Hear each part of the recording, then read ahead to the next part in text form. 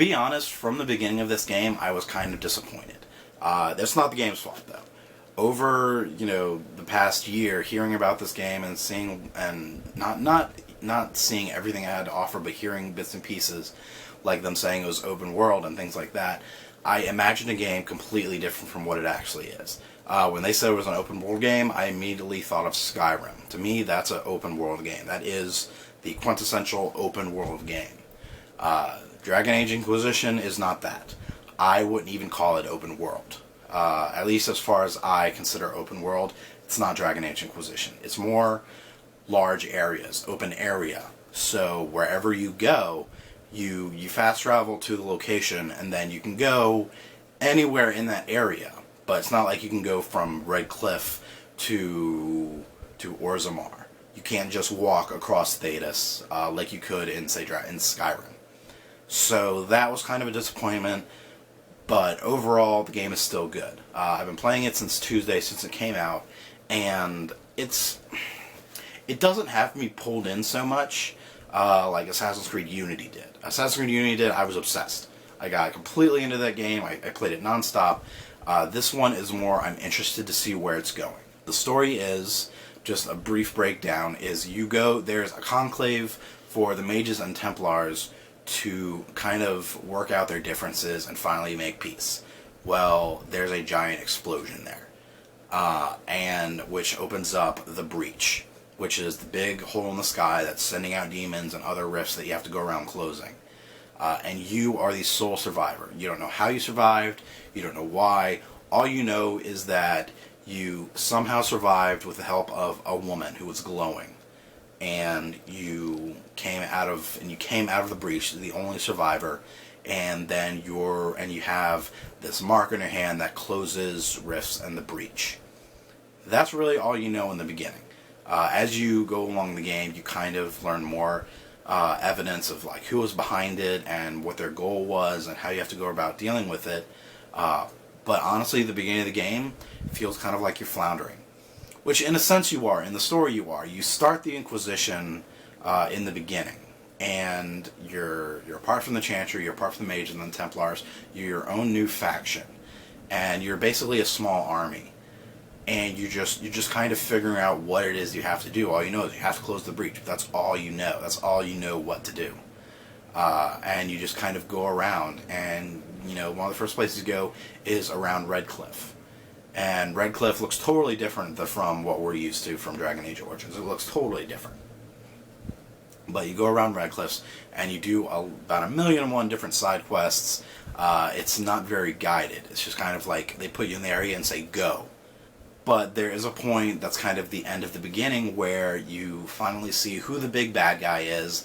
And the big bad guy, I don't want to spoil who it is, but it is someone we know. It's someone we've seen in past Dragon Age games. And I was really excited about who the bad guy was. That's all I'm going to say, but this game has a bad guy. It's not like Origins where you just have to defeat the Darkspawn, and Terran Loghain was kind of like a side bad guy, but overall you have to defeat the Darkspawn, and then in 2, not Commander Meredith was the bad guy, but the big bad guy was the conflict between the Mages and Templars. No, this game has a bad guy. It has a face to what you are fighting. But to get to that point, to see the big bad guys, it takes a while to get there. It's not like Dragon Age Origins where you had the origin story and then you had Ostagar and then you started the game. It's you do the tutorial missions in the beginning, and then there's a lot of stuff to do between that. And then after a while, then you start the game. I personally thought it was a bit too long. I started to really lose interest. I kind of had to force myself to get to that point. But once I got to that point, it was so exciting and so awesome that now I want to play more. I want to play more. I want to play more. The characters themselves are very individual. They're great characters. They all bring different things to the table. When you meet Sarah so far is probably one of my favorite characters. Dorian's a close second, but Sarah is she's like this Cockney elf who speaks in like Reddit comments. Just the things she say are very, very funny. The things she does are very funny. She's a great character, and I really like her. Dorian is also a great character. I know when they first announced Dorian, there was the big deal that he's the first totally gay character. So what? Dorian is a character, and so far he's a great character, and being gay is part of that, but it's not, like, his only thing.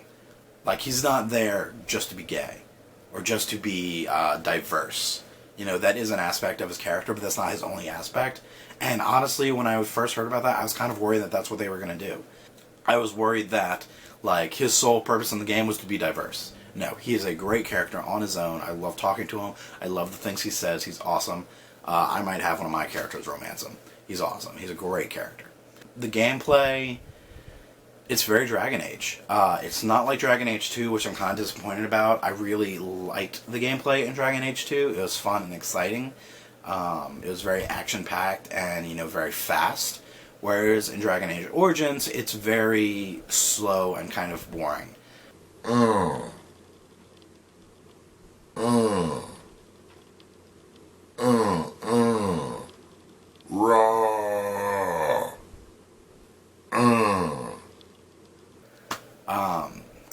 But Dragon Age Inquisition is kind of a it's kind of like the middle ground between that. It's not fast, but it's not slow.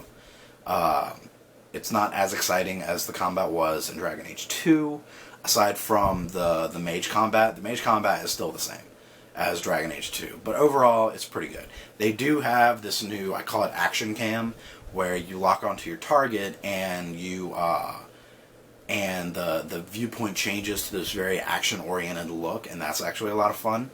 But the combat itself it's Dragon Age. Everything about this game is Dragon Age. There's no surprises.